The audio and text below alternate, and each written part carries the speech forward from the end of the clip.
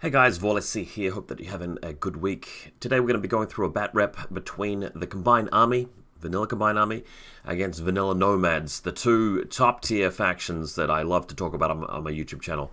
Now this game happens after the recent update that Corvus Belli put on Army Builder, where net rods and Nimitrons are suddenly more expensive, and the avatar is a lot more expensive as well. So that has maybe incentivized me to come back to my, my favorite army, Combined Army, and have a look at them, and decided just to roll them out. And I said to my friend Matt, look, if I'm playing Combined Army, may as well play Nomads. Interestingly enough, Nomads didn't really receive the same sort of nerfs that Combined Army did. Both of them are still top-tier factions, but Nomads definitely came up better off. I personally feel like they were already better, probably the best faction in the game.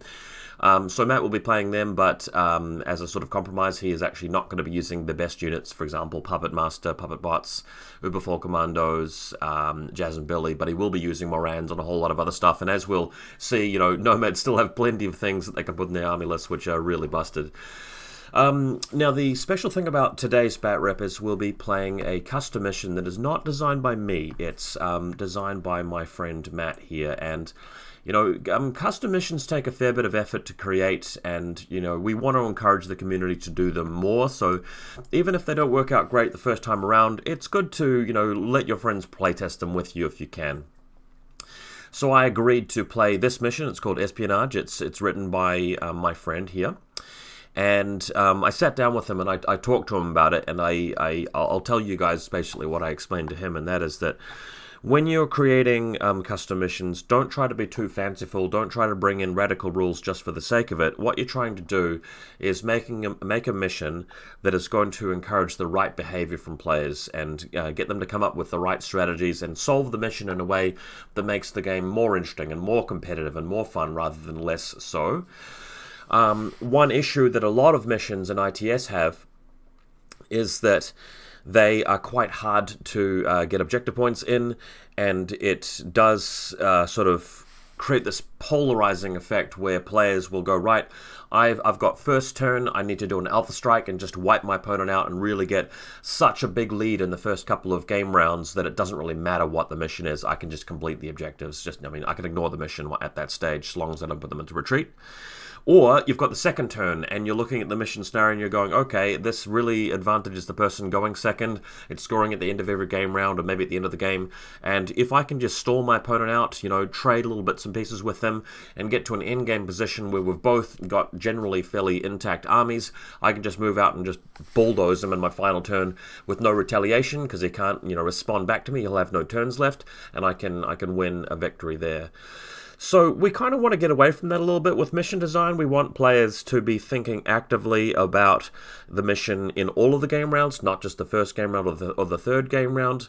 And we want, missions to encourage different play styles, and you want to be able to think on your feet, and you want the strategic position in the game to evolve over time. And one of the reasons why my mission Neural Net has been really popular, not just in my tournaments but in other tournaments where other people have used the mission. And by the way, if you're a tournament organizer, you're more than welcome to use any of my custom missions. Don't even need to ask me, just use them. They're there for the public to use and enjoy. But back to Matt's mission, Espionage. This is a mission where he's taken the template of unmasking, essentially. So there are 3 decoys, and you have to press buttons and reveal them and then get points after that. And that's good, because unmasking is a good mission, and he's chosen a good template there. He has taken away the exclusion zone, which is interesting, because one thing that sort of made unmasking a bit fairer is that a lot of different factions can get to the objectives and hit the buttons, when they move troops out. But with an exclusion zone gone, you can just camp them with the Morans and the mine layers, and you're really good infiltrators. And some factions don't really do infiltration that well. For example, if I'm playing a faction like NCA, yeah, I've got a few things that I can put out there, but I don't really have as much of a mid-game as Vanilla Nomads do, or that, some Ariadne sectorials do, like TAC, for example. Shazvasti are brilliant in the midfield with all those Shroudeds. So having an exclusion zone sort of helps when a lot of the focus is on pressing a lot of buttons and getting HVTs in the middle of the table. So that's interesting. The other thing he's done here is he's taken the mission Rescue, and he's brought in some of the ideas from that, where instead of shooting the HVTs once you reveal them, you have to go and synchronize with them and actually, you know, come with me if you want to live, go over and actually capture them that way. And I explained to him, look, if you want to do that, it actually makes your mission more difficult than unmasking, because with unmasking, so long as you reveal the guy, you get into position and you shoot the HVT, which is generally quite easy, and you can do it with a throwaway unit like a Liberto, and it doesn't matter if your assassin dies.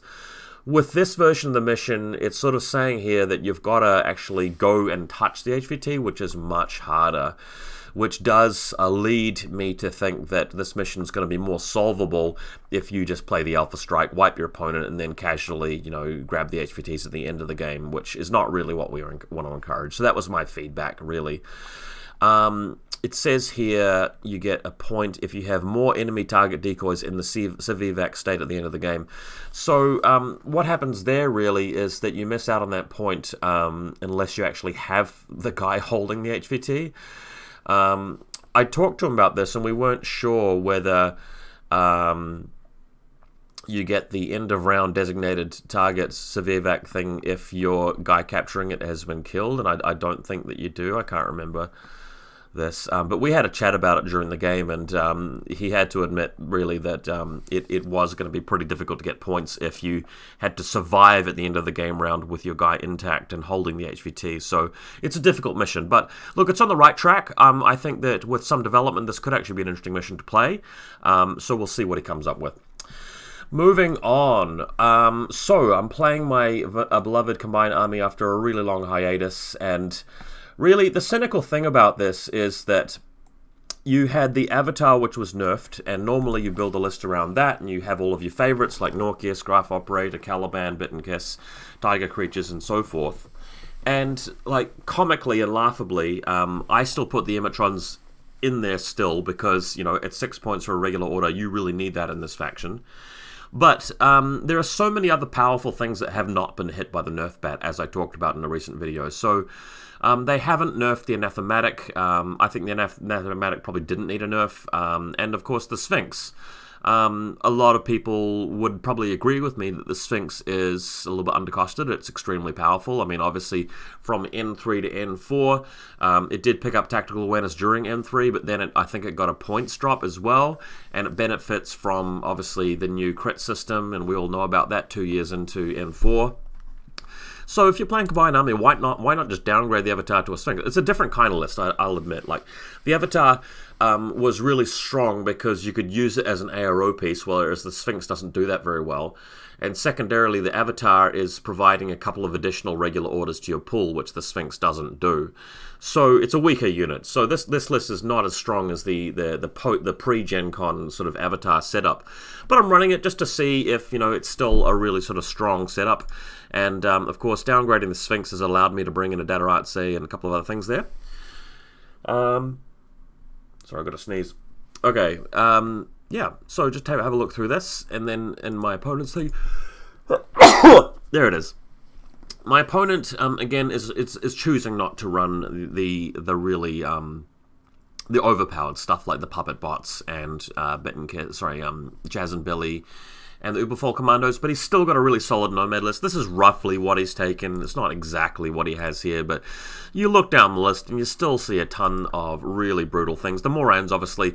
If I had to redo my top 10 list of all time, I know you guys found that video very popular, I would put the Morans in the top 10. I didn't have them there last time around, but with a lot more games being played these days, they are very meta-defining, so it's just sad that Nomads have a unit that powerful. I think that Orans could be balanced in a couple of different ways. I mean, my favorite and preferred way would be to just give them a deployable repeater instead of just having them have repeaters. That way, if you're going second as Nomads, you don't have that you know, that firewall, basically, that net to just catch everybody with. The Gator is a pretty strong tag. I think that Nomads need the Salamandra still. I think that's still more important of a tag to have, because if you're just brute forcing something, I mean, that's the Nomad weakness. They don't really brute force things with a big gun quite as well as some other factions do, but Salamandra takes care of the problem, and you can take advantage of all of the other benefits of the faction in the meantime. But the really absurdly stupid thing about the Gator is that it's directly comparable to something like the Guizia, except it's just miles better and it's cheaper, which makes absolutely no sense. I mean, they've done an absolute trash job of balancing this game, given how much time they've had to respond to things. And we've recently seen that they are capable of bringing balance changes and fixing things. We saw the net rod change, we saw the avatar change, but you look at stuff like this and you go, okay, well, you know, they've buffed them, you know, like Penthesilea, but poor old Guisha's just sitting there with the Gator laughing at him, laughing all the way to the bank. So yeah, this is what I'm up against. My opponent, again, he likes to, you know, run off-meta units, but you look down this list and you don't, I mean, I see some things which are, you know, off-meta, but they're still very, very strong. Let's get into this game then. Okay, you see an objective room there. That's just really for show. It's just part of the train. It's not actually an objective room. I am going to be setting up on the right-hand side over here, and my opponent on the left, he is going to be taking the first turn. And setting up two more ends in the midfield, as you always do. This little thing next to the objective here is just a mine with the 0 mine layer behind the building. So let's go through some of these pictures. On his right-hand flank, you've got a flash bot, bounty hunter over here. This is a 0 killer hacker, I think. He's got his HVT sort of spread out through the table. Moran up here. Sorry, this is a Morlock up here, and there's a Moran on either side, as we talked about. Looking in a little bit closer here, so this camo marker number 1 here is the 0 mine layer, and number 4, I believe, is the 0 killer hacker, and that's the Moran there. With the crazy koala inside the building. Warcore on the bridge here in the middle of deployment zone, plus the Lieutenant Interventor down the bottom left. So that's him there, just prone, and I think that's, I can't remember what this guy is, possibly another Morlock or a Jaguar. Through the middle there's a Sombra and a Liberto, so there's, so I think it does have a Jaguar there. I must have got his list wrong. Extreme left-hand side there is a HVT. So 2 camera markers out there, and you can see a little crazy koala behind that little planter. There he is there, just guarding this objective, which he's going to button press soon, and that's the Morlock behind the bushes. And some sort of repeater bot, I think it is, a baggage bot or Evo bot, can't quite remember fully what that was. Didn't really impact the game. And this, I believe, is a reserve trooper. Might have been maybe a 0 or something like that. Sombra, possibly. Okay, Warcore, and then my side, from left-hand side, we've got the Tiger Creature, Imatron, 6-point Imatron now. Bitten Kiss, of course, Flash Pulse Bot. I've got the second turn, and I don't want to get steamrolled too badly, so I'm just holding this this guy watched a lot of the table just to slow him down a little bit. But I've got the little slave drone here, represented by the pilot for the Avatar, who can repair Kiss as well as the Flash Pulse Bot. And on my side of this building, we have a Liberto and an HVT. This is the mid deployment area. We can see Bitten Kiss.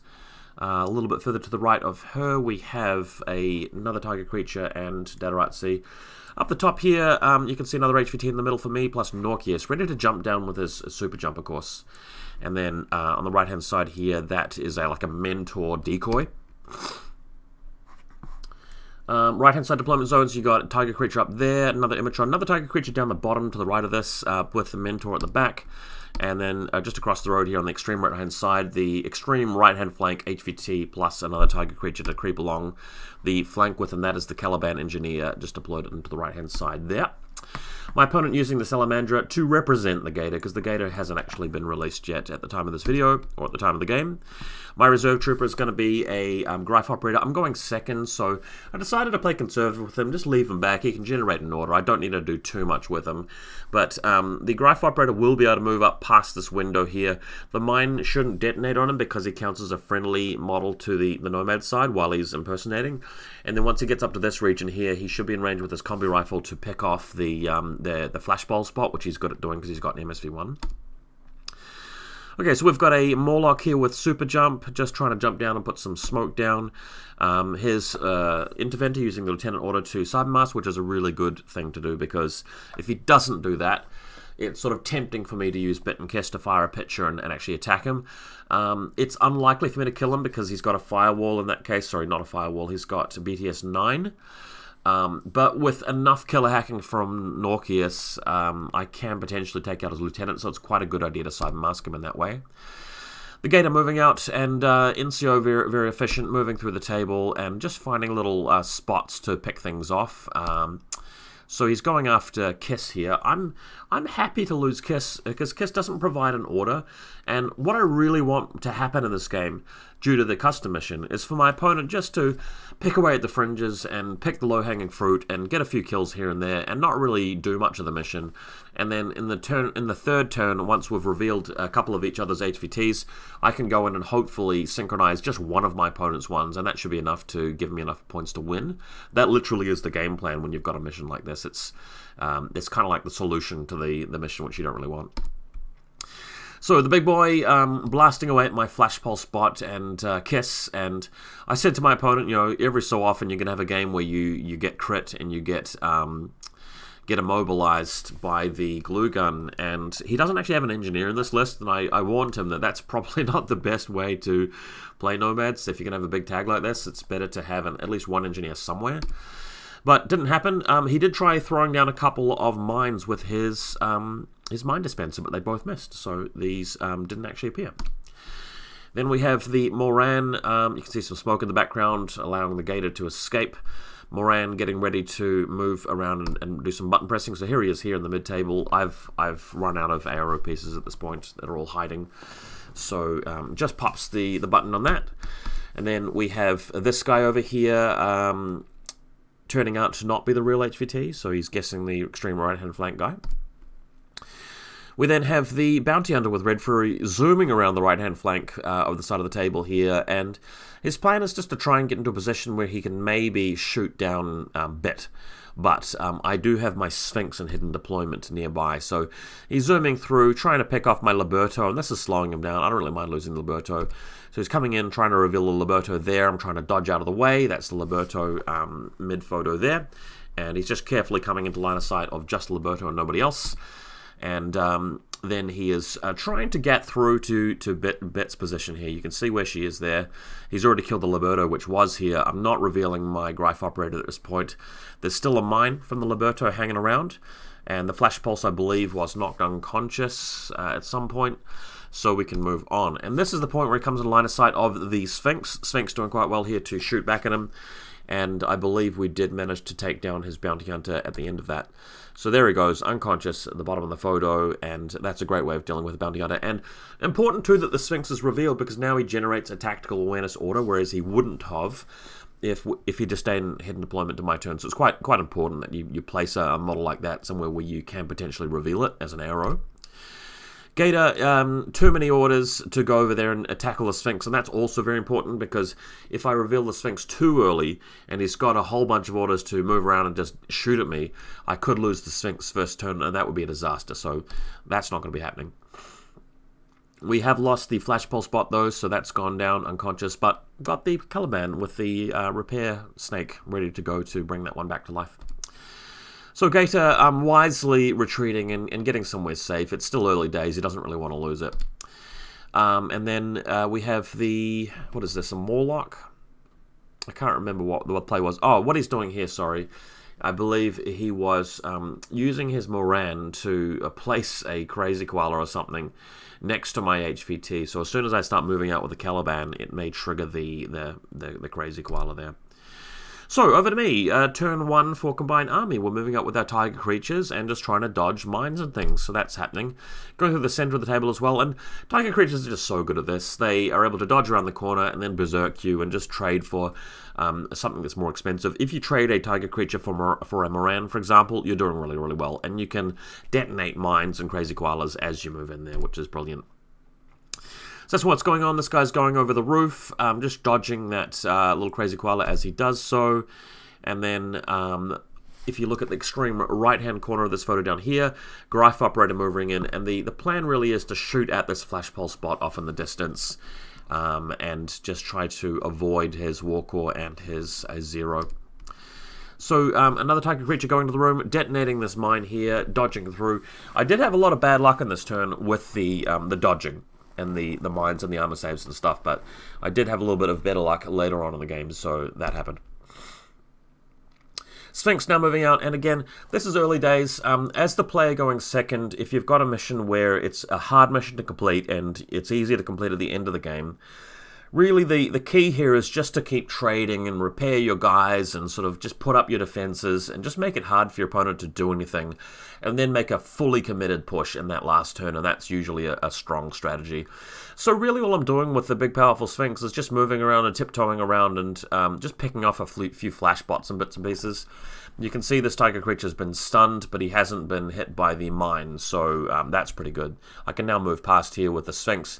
The Sphinx is actually shooting through the room here and just trying to knock out his Warcore, and despite the Sphinx being massively good in shootouts, we all know that Warcores and flashball spots are an absolute nightmare to get rid of, so it just took me forever to kill these guys, and I didn't even manage it. My opponent getting lucky with armor saves, and Warcore goes prone after, you know, passing a guts check and then failing it, and the Sphinx is just literally having to deal with just this flashball spot by himself and just hang out there, which is super annoying.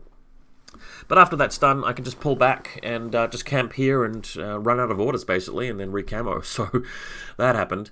Tiger Creature moving through here, and I think I took this play back. He was trying to detonate a mine and get into range to hopefully berserk the Moran, but that didn't really quite work out. So Liberto revealing, and that not really working. But in the midfield, much better opportunity, because the Tiger Creature is able to just dodge around the corner, and then we reach this position here, and it just goes and eats up this Moran. Yum, yum, yum, yum, yum. Beautiful trade. Now we don't have a repeater sitting there, and I'm just all in the clear to move Norkius through the middle of the table later on, which is a big deal.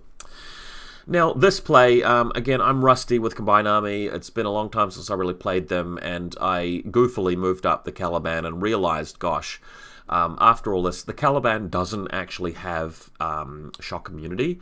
So the plan was to move over the wall, go into close combat with the Moran, detonate a decharge on him, and scoop up a couple of wounds, allowing me to survive against the mine going off and things like that. But I realized, well, hang on, the Crazy Koala hits me, it's got shock, I'll just die even if I've scooped up some extra wounds. So I realized, decided to take that play back so that the Caliban doesn't actually move over there. I was sort of just like jockeying for position to see where I could fit him.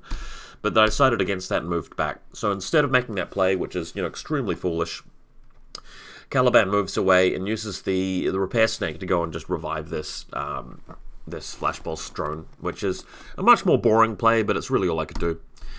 So Caliban goes away and hides shamefully back behind this planter at the back of the deployment zone. We then have my opponent going to turn 2. Moran moves out, gets rid of the Tiger Creature here, so a bit of a trade-off.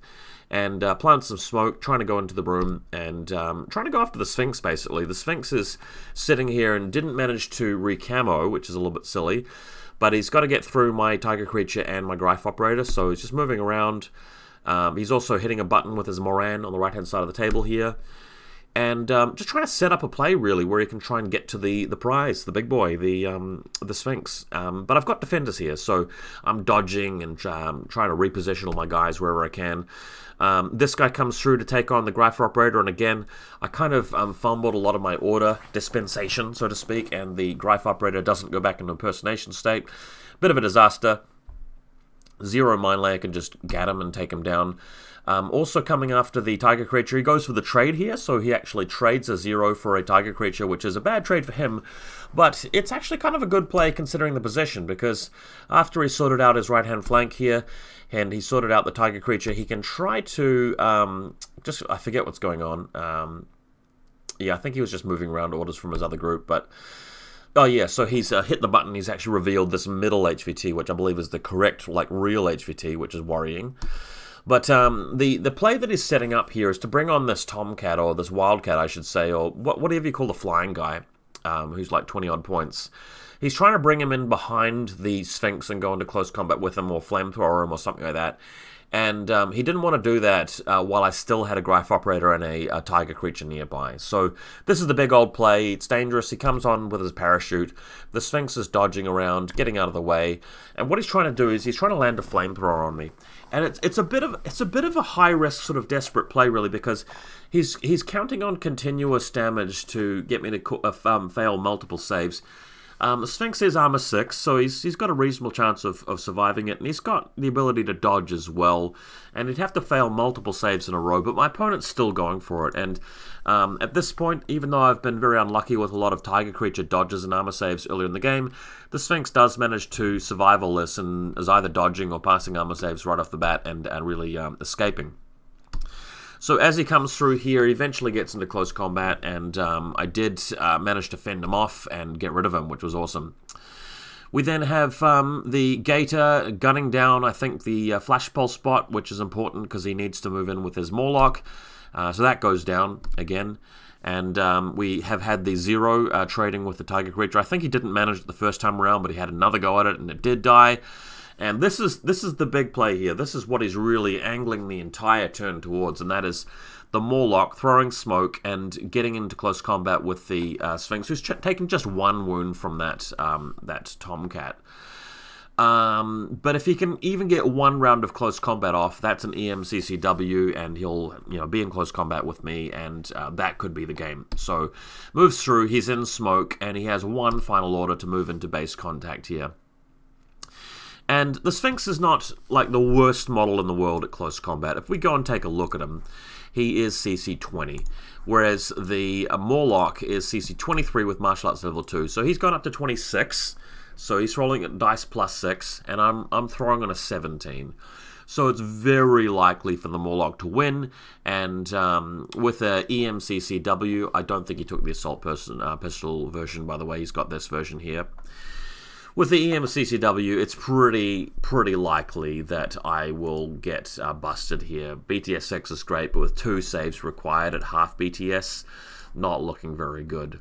So my opponent, I thought, played really well to get into this position. Probably played better than me this game, considering that, I completely screwed up my orders with the Caliban and didn't remember about shock, immunity not being there, and the Sphinx really should have re-camoed by the end of that turn. So just bad priorities by me. But I got out of the hook by being lucky. It's more important to be lucky than skilled in this game. And the Sphinx just wins and kills the Morlock. So hilarious.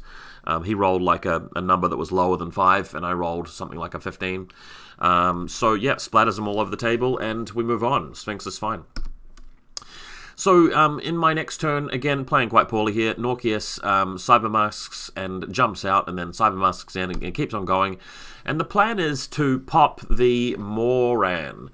The thing about this is that he can hack me with whatever he wants to. He doesn't have a guided missile bot. If I kill the Moran, Norkius sets up for that final turn and can flip that button, and he's looking really good. So the Moran gets killed very easily here, but my opponent decides to reveal the Zero Killer Hacker, and he's got the Interventor revealing as well. Bunch of hackers going off.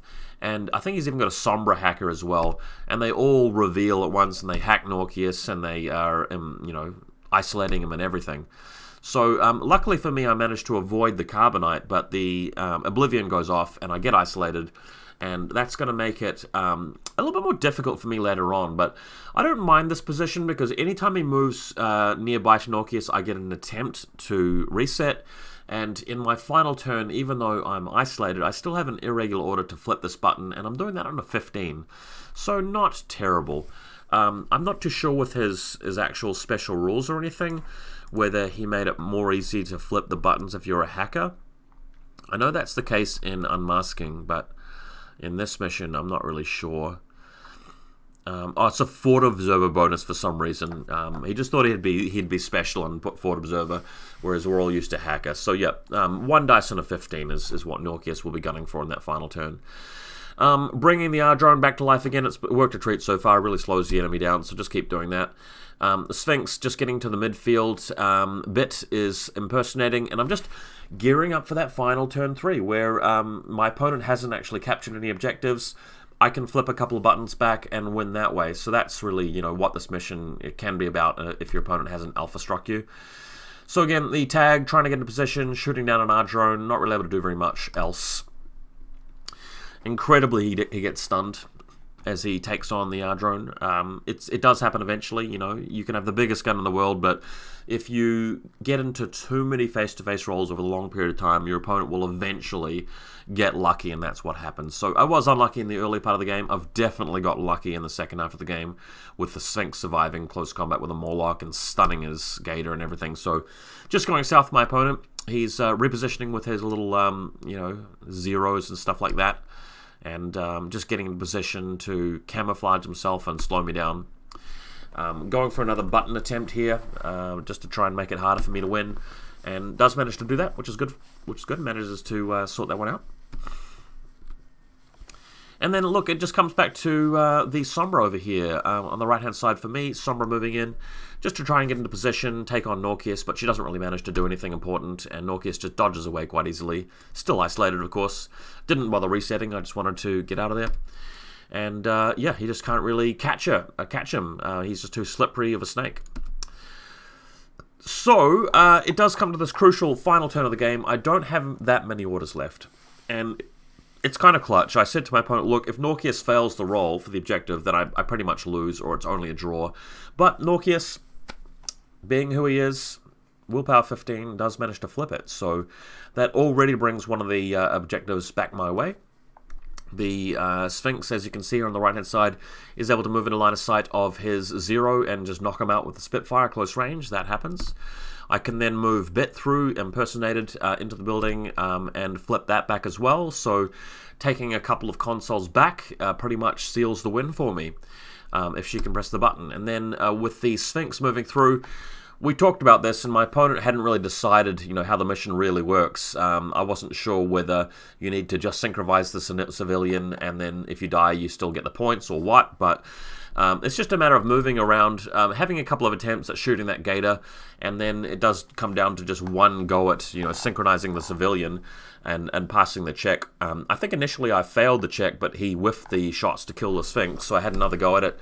And eventually, the Sphinx does move through here and captures the civilian, ending the game with a really big, decisive win to me. But, you know, this is a fun game, a casual game, a learning game, and me winning this game doesn't say a whole lot about my performance here. So I actually think that I really blundered my way through this game. My play with the Sphinx early on was not good. My blunders with the Caliban were shocking. And even with Norkius, I probably should have been a bit more careful with him. And again, this list is a bit flimsier than it looks. You know, the Avatar list has the ability to just go, okay, Mr. Gator, you can shoot at me for a little bit. I'm just going to arrow for a bit. And the Avatar does funnel some more orders into the list. So Combined Army have been weakened. They're a bit fairer now, but I think that, you know, you play the Sphinx list up against most enemy factions and you'll have a massive advantage. It's just Nomads that do quite well against you. Again, my opponent's not playing the most powerful Nomad list either. He's not running the puppet bots, and you know, he's not got the Salamandra, and he's not got this, and he's not got that. So yeah, I think I would have been in for a tougher time had that happened. And of course, it's a game of dice. The skill only takes you so far in Infinity. If I had just lost my Sphinx to either the Tomcat or the Morlock, I really would have, you know, probably lost this game. So there you have it. Hope you guys enjoyed this. I hope my opponent, my buddy there, does continue to work on his custom missions and keep making them better. We do need more people in the community trying out custom missions, because one thing we're not really going to see from Corvus Belli is, you know, a constant improvement in these missions. We've got to sort of take charge of that ourselves. And the really good thing about that idea is that with custom missions, it's much more acceptable to bring in your own rules to the game. Whereas if somebody came along and said, oh, I want to play a version of the game where we're going to tweak this profile and bring in this homebrew stuff, that's less acceptable to the community, whereas custom missions seems to be a lot more palatable and a lot more, well, just acceptable, just more appealing to people. So hopefully we see a bit more of that. For now, thanks for watching the Bat Rep, and I'll see you again later.